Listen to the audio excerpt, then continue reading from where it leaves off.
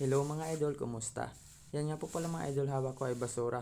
Yan po ay naipon ko po in 2 weeks. Yung iba po napupulot ko sa daan. Yung iba naman po binibili namin at iniipon ko po ang bote. Dahil bawat isa po niyan ay may halaga. Ang isa po niyan mga idol sa peso ay 16 pesos. Dito naman po sa Hungary ay ang isa niyan 50 po rent.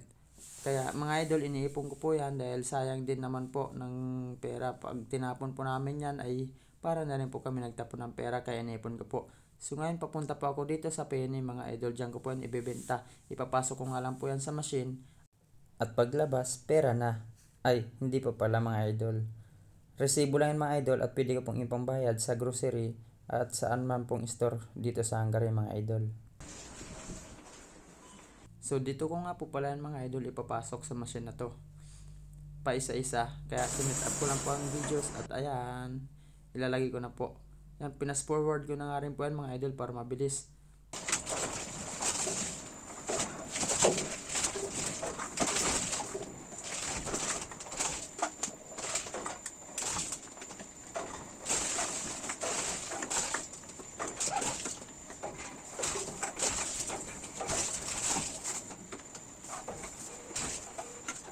At ang iba nga niyan mga idol ay binabalik ng machine. Pag binalik po ng machine, ibalik mo lang din mga idol kasi may mali po sa pagkalagay mo. Katulad po niyan, yan babalik ta rin mo lang po at kukunin na po ulit yan ng machine. At ayan nga mga idol, tapos na.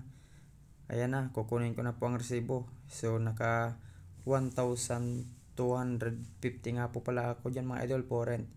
Sa peso naman po mga idol ay 200 pesos. So malaking halaga na po yan mga idol dito. So ayan po mga idol, 1,250 po. 200 po yan mga idol sa peso. Sa 0.16 ang palitan. So ayan, pumasok na nga po pala ako mga idol dito sa store. Dahil dito ko rin po yan ibibili at pwede mo rin po ipili kahit sa store mga idol dito sa Hungary. So ayan na nga po mga idol, ang nabili ko pinya, orange at gatas.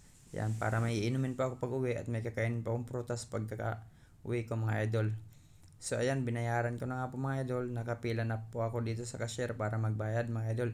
Magbabayad na po at naglabas na nga rin po ako mga idol ng pera dyan para pandagdag dahil alam ko pong kulang po yon dahil medyo may halaga po yung nabili kong gatas mga idol.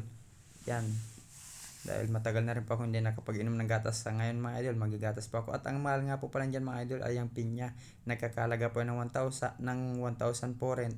So nasa 160 po yan sa peso yung pinya na mga idol. Medyo hinog na po masyado, pero okay lang dahil hindi na po ako nakakain ng pinya at namiss ko na nga rin po mga idol ang pinya. So ayan na po mga idol, nakapagbayad na po ako at yun ang ipong basura ay pinambayad ko na rin po.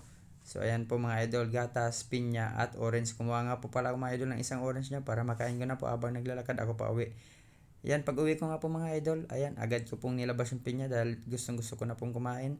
So ayan, tinanggal ko muna pa ang kanyang dahon. Yan, at hihiwain ko na yan mga idol. Ganyan nga lang din po pala ako mga idol maghiwa ng pinya. Hindi ko na po yung binabalatan mga idol, ganyan lang. Yan, tapos hiniwa ko na dyan, hiniwalay ko lang po sa balat mga idol. Ganyan lang po para mabilis mga idol. Ayan, papakita ko po. Yan, kakainin ko na. Ayan, ang tamis nga naman talaga mga idol ng pinya. Kaya namiss ko po talaga kumain ito mga idol. Saka, kailangan po ng health natin mga idol. Pag OFW po tayo, kailangan po natin ng prutas sa ating katawan para healthy ang ating katawan mga idol. Dahil mahirap magkasakit mga idol pag nasa ibang bansa ka po. Kaya kailangan natin healthy. So ayun mga idol, hiniwa ko na po lahat yan mga idol para kukuha na lang po ako sa ref. Lalagay ko lang yung sa ref mga idol at nilagay ko lang po sa baunan ko para mabilisan na po pagkuha. Hindi po yung kukuha po ako sa babalatan ko. So binalatan ko na po yan mga idol lahat. Tinanggal ko na po lahat ng balat niyan para kuha na lang po ako ng kuha pagtapos mga idol. Enjoy na enjoy nga po ako yung mga idol at kain din po ako ng kain mga idol. So ayan po mga idol, linis-linis lang po muna ako ng aking pinanggamitan mga idol.